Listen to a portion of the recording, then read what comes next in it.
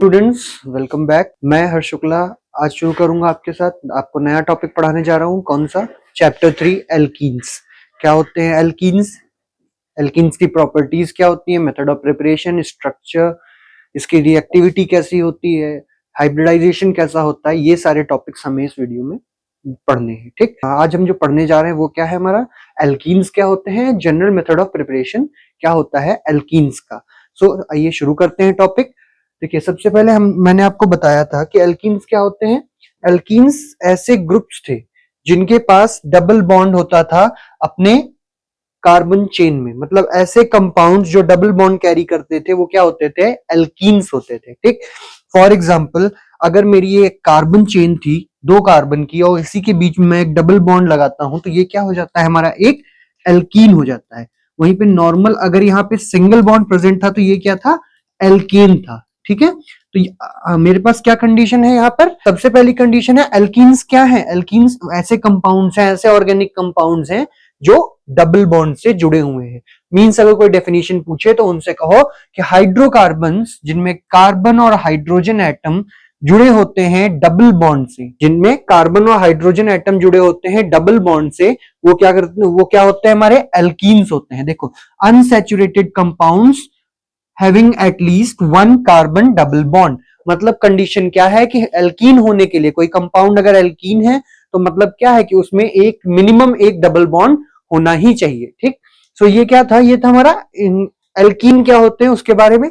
Then आगे देखिए, alkene का जनरल फॉर्मूला क्या होता है? CnH2n। एल्कीन्स क्या होता था? CnH2n प्लस 2 ये होता था। इसका क्या है? CnH2n। मतलब अगर हम यहाँ n को रिप्लेस करें 1, 2 या 3 से तो हमें करस्पॉन्डिंग एल्कीन मिल जाएगा। कैसे? n इक्वल्स टू 2 रखते हैं। ठीक, तो n इक्वल्स टू 2 रखने पे क्या होगा? C2H2 इंटू 2, तो ये क्या आ जाएगा? C2H4, जो कि क्या होता है हमारा? इथाइलीन। क्या होता है? इथाइलीन होता है। ठीक, ये कंपाउंड जो इथाइलीन बना है इसका स्ट्रक्चर देखते हैं। स्ट्रक्चर कैसा होता है? Carbon carbon. ठीक, यहां पर ये होना चाहिए 4 हाइड्रोजन इसके हिसाब से और एक डबल बॉन्ड। अब हुआ क्या? देखो, एल्केन का जो स्ट्रक्चर था, इथेन का स्ट्रक्चर, उसमें जब हमने फर्दर रिएक्शन कराई तो उसने क्या किया? यहां से 2 बॉन्ड्स मान के चलते हैं, ये बॉन्ड और ये बॉन्ड यहां से हट गए। हटे नहीं, ये क्या किया? कार्बन और कार्बन ने ही आपस में एक और बॉन्ड बना लिया और यहाँ पे डबल बॉन्ड फॉर्म हुआ। ठीक, तो एल्कीन्स क्या है? एल्कीन्स ऐसे कंपाउंड्स हैं, ऐसे ऑर्गेनिक कंपाउंड्स हैं जिसमें डबल बॉन्ड प्रेजेंट होता है। किसके बीच में? कार्बन और हाइड्रोजन के बीच में। ठीक, देन एल्कीन्स में डबल बॉन्ड जो होता है इसकी वजह से इसको हम एक और नाम देते हैं, ये अनसैचुरेटेड कंपाउंड्स होते हैं। क्या कहते हैं?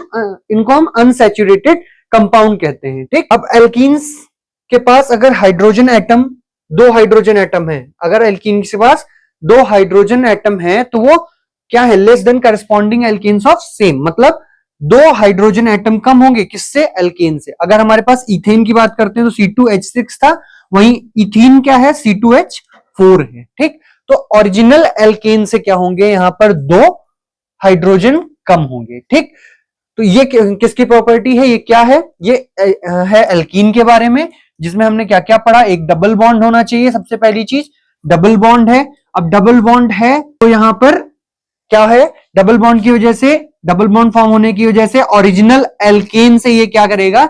इसके पास 2 हाइड्रोजन कम होंगे। ठीक है, तो ये था पूरा ओवरऑल क्या होता है एल्कीन। एक इंट्रोडक्शन था कि एल्कीन्स क्या होते हैं। अब हमें पढ़ना है general method of preparation of alkenes, कि एल्कीन्स प्रिपेयर कैसे किए जाते हैं। अच्छा, प्रिपरेशन क्यों पढ़ते हैं? ताकि जैसे मैंने आपको बताया था एल्केन्स चैप्टर में कि हमें पता करना होता है कि हमारा कंपाउंड कैसे हम ऑब्टेन कर सकते हैं। तो आइए देखते हैं क्या होता है प्रिपरेशन ऑफ एल्कीन्स, कौन कौन से मेथड हम लेते हैं प्रिपेयर करने के लिए। तो ये है हमारा टॉपिक। अब हम पढ़ने जा रहे हैं टॉपिक क्या? General method of preparation of alkenes. कौन कौन से मेथड हम यूज करते हैं एल्कीन्स की प्रिपरेशन करने के लिए। ठीक, तो इसमें देखिए क्या होता है। सबसे पहला मेथड जो हम यूज कर रहे हैं वो है डिहाइड्रेशन ऑफ अल्कोहल। डिहाइड्रेशन का मतलब होता है वाटर का रिमूवल ऑफ वाटर। तो पहली रिएक्शन में हम क्या कर रहे हैं? वाटर को रिमूव कर रहे हैं। ठीक, दूसरे में क्या है? Dehydrohalogenation of alkyl halides. फिर रिडक्शन ऑफ एल्काइंस, मतलब एल्काइंस का रिडक्शन कराएंगे तो होगा। एल्काइंस क्या होते हैं? ट्रिपल बॉन्डेड ऑर्गेनिक कंपाउंड जिनमें एक ऐसे ऑर्गेनिक कंपाउंड जिसमें एक ट्रिपल बॉन्ड प्रेजेंट है, then dehydrohalogenation of haloalkanes, dehalogenation of dihaloalkanes and other methods. तो चलिए शुरू करते हैं, पहला टॉपिक देखते हैं क्या है। पहला टॉपिक है हमारा dehydration of alcohol. Dehydration of alcohol में क्या हो रहा है, हम क्या कर रहे हैं, यहां पर एक एसिड ले रहे हैं, एक अल्कोहल ग्रुप ले रहे हैं और इसको हीट प्रोवाइड कर रहे हैं। ठीक, हम क्या कर रहे हैं, एक अल्कोहल ले रहे हैं, एक एसिड ले रहे हैं जो कि कंसेंट्रेटेड फॉर्म में है और क्या कर रहे हैं, उसको हीट कर रहे हैं। तो हीट करने की वजह से यहां पर क्या हो रहा है, यहां पर एक वाटर मॉलिक्यूल निकल रहा है। ठीक, अब वाटर मॉलिक्यूल निकला तो यहां पर एक बॉन्डिंग खाली हो गई, बॉन्ड खाली होने की वजह से वो बॉन्ड यहां पे बन जाएगा। ठीक, तो ये क्या हो गया, डिहाइड्रेशन ऑफ अल्कोहल, यहां से वाटर रिमूव हो गया। तो ये क्या, कौन सा प्रोसेस है, डिहाइड्रेशन। डिहाइड्रेशन का मतलब ही होता है वाटर का लॉस। ठीक, अब यहां पर हम ले रहे हैं एसिड, एसिड मैंने बताया कंसेंट्रेटेड H2SO4 हो सकता है। इसके अलावा हम क्या कर सकते हैं, जो अल्कोहल हमने लिया है उसके वेपर्स को अगर हम एल्यूमिना के ऊपर से पास कराएं और 623 से 673 केल्विन तक के टेम्परेचर में इसको हम हीट करें तो हमें क्या मिल जाएगा, हमें अपना करस्पॉन्डिंग एल्कीन मिल जाएगा। ठीक है, देन एग्जांपल देखिए क्या है, यहां पर एल्कीन को कैसे सिंथेसाइज किया जा रहा है, इथाइलीन से, सॉरी इथाइलीन को कैसे सिंथेसाइज किया जा रहा है, किससे, अल्कोहल के डिहाइड्रेशन से। ठीक, तो यहां पर क्या है, अल्कोहल है। ठीक, अल्कोहल कौन सा है, ये इथेनॉल, कौन सा है, इथेनॉल। ठीक, इसको हमने H2SO4 की प्रेजेंस में 433 से 443 केल्विन तक हीट किया तो यहां पे क्या आया, हमें इथाइलीन मिला, मतलब एक डबल बॉन्डेड ऑर्गेनिक कंपाउंड मिला और साथ में वाटर रिमूव हो गया। तो ये क्या है, हमारा एग्जाम्पल है किसका, डिहाइड्रेशन ऑफ एल्कीन्स का या फिर डिहाइड्रेशन ऑफ अल्कोहल्स का। ठीक है, जिसके रिजल्ट में हमको क्या मिल रहा है, एक डबल बॉन्डेड एल्कीन और एक यहां पर वाटर मॉलिक्यूल। दूसरा एग्जांपल देखिए ब्यूटेनॉल में, ब्यूटेनॉल हमने लिया, ब्यूटेनॉल लेने के बाद में हमने इसको H2SO4 की प्रेजेंस में 413 केल्विन पे हीट कराया तो यहां पर क्या बना, ब्यूटूइन, जो कि हमारा मेजर प्रोडक्ट है। अच्छा, ये मेजर और माइनर का जो कॉन्सेप्ट है ये आप मार्कोनिकॉफ और एंटी मार्कोनिकॉफ रूल, सेडजेफ रूल के हिसाब से आगे पढ़ेंगे। फिर हम इसका मैकेनिज्म देखते हैं कि मैकेनिज्म में कैसे हो रहा है। ठीक, देखिए मैकेनिज्म जो होता है इसका, सबसे फर्स्ट स्टेप क्या होता है मैकेनिज्म में, फर्स्ट स्टेप है कि प्रोटॉन क्या कर रहा है, यहां पे इसके ऊपर अटैक कर रहा है। जो एसिड का प्रोटॉन है, मतलब हमने यहां पर क्या लिया है, एसिड H2SO4, तो यहां से एक प्रोटॉन निकलेगा और वो इसके ऊपर अटैक करेगा। अब प्रोटॉन निकलने के बाद में यहां पर क्या होगा, प्रोटॉन निकलने के बाद में यहां से ये वाटर मॉलिक्यूल को लेके चला जाएगा। ठीक, अब यहां पर प्रोटॉन डायरेक्ट नहीं जाएगा, यहां पर ये क्या करेगा, ये आके यहां पर बॉन्ड बनाएगा। ठीक, इस ऑक्सीजन के साथ में बॉन्ड बनाएगा, ऑक्सीजन के साथ बॉन्ड बनाने के बाद में ये प्रोटोनेटेड अल्कोहल के फॉर्म में आ जाएगा। ये क्या है, यहाँ पे प्रोटोनेटेड अल्कोहल है। ठीक, अब नेक्स्ट स्टेप में क्या होगा, यहां से ये जो वाटर मॉलिक्यूल है ये रिमूव हो जाएगा। कैसे, यहां ऑक्सीजन के ऊपर एक पॉजिटिव चार्ज है, ये बॉन्ड टूटेगा, जो इलेक्ट्रॉन है वो इसके पास चला जाएगा। ठीक, और पॉजिटिव चार्ज कहां आ जाएगा, इस वाले कार्बन पे आ जाएगा, जैसे यहां पर आ गया है। ठीक, तो अब वाटर मॉलिक्यूल निकल गया, यहां पर क्या आया, एक पॉजिटिव चार्ज आया। अब फाइनल स्टेप में देखिए क्या होता है, ये पॉजिटिव चार्ज जो है इसको न्यूट्रलाइज करने के लिए एक हाइड्रोजन और बाहर जाएगा। ठीक, अब ये हाइड्रोजन बाहर गया, एक बॉन्ड और खाली हुआ तो ये बॉन्ड यहां पर फॉर्म हो जाएगा और हमें रिस्पेक्टिव अपना एल्कीन मिल जाएगा। ठीक है, तो ये पूरा मैकेनिज्म था किसका, हमारे एल्कीन फॉर्मेशन का। फिर से देखिए क्या है इसमें, देखिए सबसे पहले क्या हो रहा है, सबसे पहले यहां पर एल्कीन्स में, एल्कीन्स बनाने के लिए एक प्रोटॉन का अटैक होगा, किसके ऊपर, अल्कोहल के ऊपर। देखिए ये अल्कोहल है, ये हमारा प्रोटॉन है, तो प्रोटॉन क्या कर रहा है, इसके ऊपर अटैक कर रहा है, प्रोटॉन यहां पर अटैक कर रहा है। तो अब ये क्या होगा, इसके साथ इन इलेक्ट्रॉन्स को गेन करके बॉन्ड बना लेगा, जैसे यहां आया और यहां पर क्या आ जाएगा, ऑक्सीजन के ऊपर पॉजिटिव चार्ज आ जाएगा। देन नेक्स्ट स्टेप में वाटर मॉलिक्यूल रिमूव होगा, ये जो वाटर मॉलिक्यूल है ये यहां से अब बाहर हो जाएगा। कैसे, ये बॉन्ड टूटेगा, ये इसका इलेक्ट्रॉन लेके निकल जाएगा। ठीक, और यहां पर क्या बन जाएगा, कार्बोनियम आयन बन जाएगा। फिर फाइनल स्टेप में क्या होता है, अब यहां कार्बन के ऊपर क्या आ गया, पॉजिटिव चार्ज आ गया, ये एक पॉजिटिव चार्ज है तो इसको न्यूट्रलाइज करने के लिए ये हाइड्रोजन अपना बॉन्ड तोड़ेगा और यहां पर जो इलेक्ट्रॉन होगा वो इस पॉजिटिव चार्ज को न्यूट्रलाइज करने के लिए कार्बन के साथ एक बॉन्ड बना लेगा, जिससे हमें अपना एल्कीन मिल जाएगा। ठीक है, ये था पूरा प्रोसेस किसका, डिहाइड्रेशन ऑफ अल्कोहल का, कि कैसे अल्कोहल का यूज करके हम क्या करते हैं, अल्कोहल को डिहाइड्रेट करके हम एल्कीन बनाते हैं। दूसरा क्या है, dehydrohalogenation of alkyl halide. Alkyl halide में से जब हम हैलाइड ग्रुप को बाहर निकाल देते हैं तो हमें क्या मिलता है, एल्कीन मिलता है। ठीक, ये होता कैसे है, देखो एल्किल हैलाइड को हम कैसे बना सकते हैं, by loss of molecule of hydrogen halide, मतलब हाइड्रोजन हैलाइड का मॉलिक्यूल जो है उसे हम बाहर निकाल दें, किसकी प्रेजेंस में, इन presence of a base catalyst. ठीक, हम यहां पर कैटलिस्ट क्या लेंगे, एक बेस लेंगे। ठीक, तो इस रिएक्शन को हम क्या कहते हैं, डिहाइड्रोहेलोजिनेशन ऑफ एल्किल हैलाइड। क्यों, बिकॉज इसमें हेलोजन निकल रहा है और हेलोजन के साथ साथ में यहाँ पे हाइड्रोजन एटम भी निकल रहे हैं। ठीक है, देखो अब यहां पर क्या हुआ, मेरे पास एक कंपाउंड था, ठीक, CH3CH2X। अब यहां पर CH3CH2X है, ये बेस की प्रेजेंस में एल्कीन में कन्वर्ट हो रहा है, एक वाटर मॉलिक्यूल, और साथ में यहां पर हमारा हेलोजन बाहर निकल रहे हैं। ठीक, इसका मैकेनिज्म देखते हैं, मैकेनिज्म क्या है। देखिए यहां पर क्या हुआ, सबसे पहले ये क्या है, हाईली इलेक्ट्रोनेगेटिव है। ठीक, तो जब बेस का प्रेजेंस आएगा, बेस का प्रेजेंस होगा यहां पे, तो ये क्या करेगा, ये इस बॉन्ड को तोड़ेगा, ये इस बॉन्ड को तोड़ेगा और यहां से सेपरेट हो जाएगा। बॉन्ड टूटने की वजह से कार्बन के ऊपर पॉजिटिव चार्ज आएगा। क्यों आएगा, बिकॉज ये जो एक्स मॉलिक्यूल है, एक्स एटम है, ये हाईली इलेक्ट्रोनेगेटिव है। जब ये हाईली इलेक्ट्रोनेगेटिव है तो ये क्या करेगा, इसका इलेक्ट्रॉन भी खींच ले जाएगा। तो अब ये पॉजिटिव चार्ज यहां पे आ जाएगा।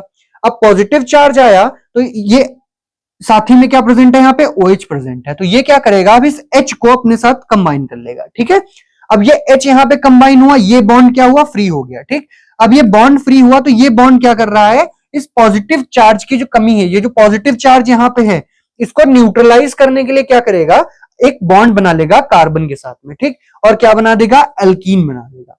ठीक है, ये किसका मैकेनिज्म था, ये था मैकेनिज्म डिहाइड्रोहेलोजिनेशन का। इसमें क्या हो रहा था, एक कंपाउंड हमने लिया, जिसमें हमने कौन सा कंपाउंड लिया, ऐसा कंपाउंड जिसको हम डिहाइड्रोहेलोजिनेट करा दे, मतलब एक एल्किल कंपाउंड लिया। एल्किल कंपाउंड का मतलब एक ऐसा कंपाउंड जिसमें एक एल्किल ग्रुप प्रेजेंट है, फॉर एग्जांपल CH3, और दूसरा क्लोरीन या फिर कोई भी हेलोजन प्रेजेंट है। ठीक, अब इसमें क्या होगा, सबसे पहले यहां पर ये X क्या करेगा, अपना बॉन्ड तोड़ेगा, कार्बोकैटायन बनेगा। कार्बोकैटायन बनने के बाद में जो OH है वो अपना इन्फ्लुएंस शो करेगा और H को निकाल के वाटर बना देगा। ठीक, अब जो पॉजिटिव चार्ज आया वो पॉजिटिव चार्ज को कौन न्यूट्रलाइज करेगा, ये जो H का बॉन्ड फ्री हुआ है वो न्यूट्रलाइज करेगा और अल्टीमेटली हमें क्या मिल जाएगा, एल्कीन मिल जाएगा। ठीक है, तो ये था अब इस preparation of alkene through dehydrohalogenation. अब यहां पर देखिए रिएक्टिविटी ऑर्डर क्या होता है, सबसे ज्यादा रिएक्टिव कौन होता है, iodide, then bromide, then chloride and then fluoride.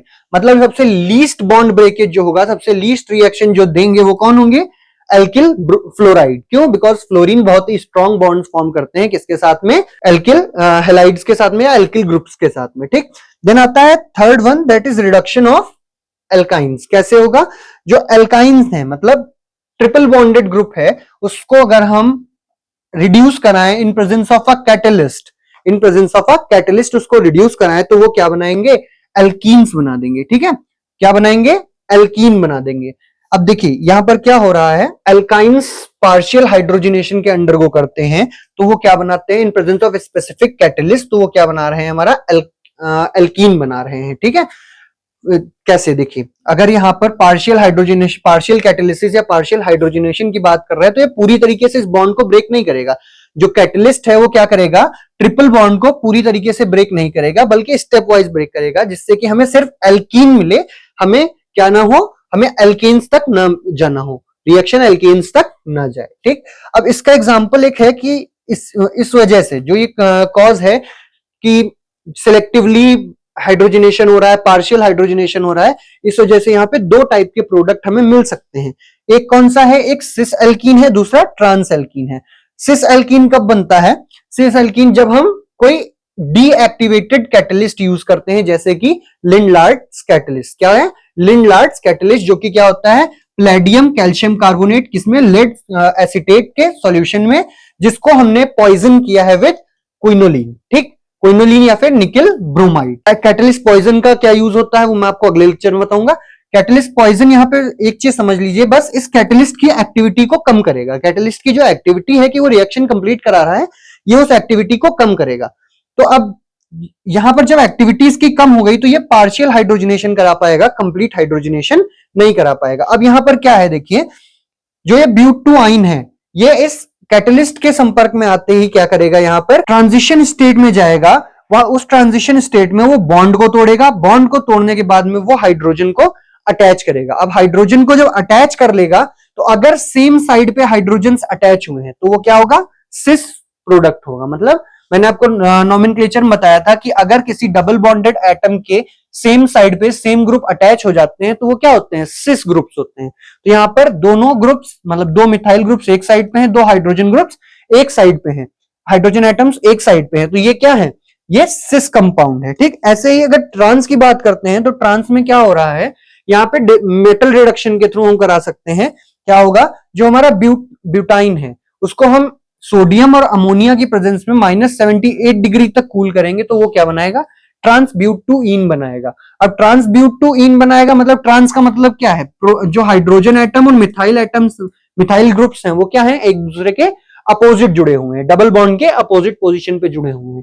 तो इस रिएक्शन में हमें रिडक्शन जब हम करा रहे हैं तो पार्शियल हाइड्रोजनेशन या पार्शियल रिडक्शन की वजह से क्या हो रहा है, यहाँ पे दो टाइप के प्रोडक्ट्स मिल रहे हैं, एक ट्रांस प्रोडक्ट मिल रहा है, दूसरा सिस प्रोडक्ट मिल रहा है। तो जो सिस और ट्रांस प्रोडक्ट मिल रहा है इसी को हम कैटेगराइज करते हैं, इसी को हम माइनर मेजर प्रोडक्ट की तरह भी ट्रीट करते हैं, वो आपको आगे बताएंगे इसमें। अब रिएक्शन हो कैसे रही है, देखिए रिएक्शन होने के लिए यहाँ पे सबसे पहले क्या होता है, यहाँ पे विनाइल रेडिकल आयन बनता है। क्या बनता है, विनाइल रेडिकल आयन।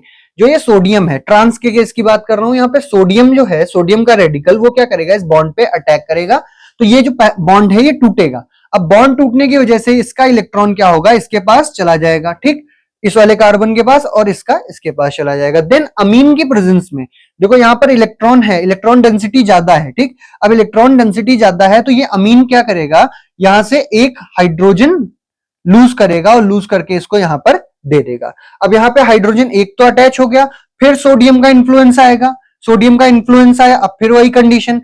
अब यहाँ पर इस स्टेप में देखिए यहाँ पे विनाइल आयन बन गया, ठीक है।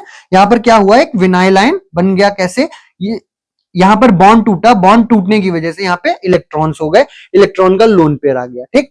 अब लोन पेयर क्या करेगा, यहाँ से हाइड्रोजन को एक्सेप्ट करेगा, जो ये अमीन है ये इसको हाइड्रोजन प्रोवाइड करेगा, यहाँ पे लग जाएगा, और इसी प्रोसेस में लास्ट स्टेप में क्या बन जाएगा हमारा, ट्रांसब्यूटोइन बन जाएगा, ट्रांसब्यूटीन बन जाएगा, ठीक है। तो ये था प्रोसेस रिडक्शन का, जिसमें दो टाइप के प्रोडक्ट हमें देखने को मिल रहे थे। फिर आता है dehydrohalogenation of haloalkanes.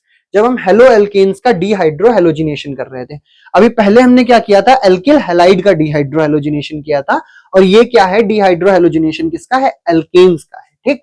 जब एल्केन्स को हम एलिमिनेशन रिएक्शन के, हेलो एल्केन्स को हम एलिमिनेशन रिएक्शन के अंडरगो कराते हैं तो किसके साथ में, with potassium oxide hydroxide, heating with potassium hydroxide, किसकी प्रेजेंस में, इथेनॉल की प्रेजेंस में, तो हमें क्या मिलता है, रिस्पेक्टिव अपना क्या, रिस्पेक्टिव एल्कीन मिलता है, ठीक। देखिए यहाँ पे क्लोरोब्यूटेन है, इसको हमने पोटेशियम हाइड्रोक्साइड और इथेनॉल की प्रेजेंस में हीट कराया तो ये क्या हुआ, ब्यूटीन और करस्पॉन्डिंग एसिड देके प्रोडक्ट बना दिया, ठीक। अब इसका भी मैकेनिज्म है, यहाँ पे देखिए क्या है, सबसे पहले यहाँ पर क्या होगा, ये आपको एलिमिनेशन रिएक्शंस में वैसे बताया जाएगा।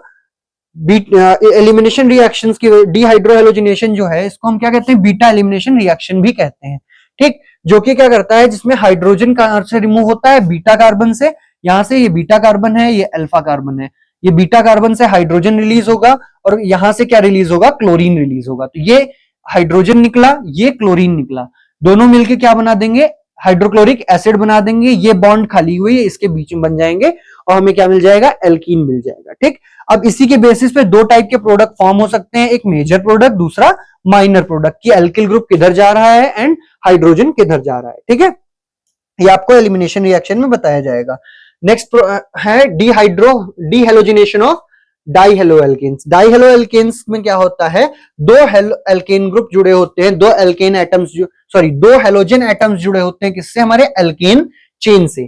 तो जब हम इसका डीहेलोजिनेशन कराएंगे, मतलब इसमें से हेलोजन को रिमूव कराएंगे, तो हमें क्या मिलेगा, यहाँ पे अपना करस्पॉन्डिंग एल्कीन मिलेगा। क्या मिलेगा, करस्पॉन्डिंग एल्कीन मिलेगा, साथ ही में एक और कंपाउंड मिलेगा जो कि ब्रोमीन के रिमूव होने से बना है, ठीक है।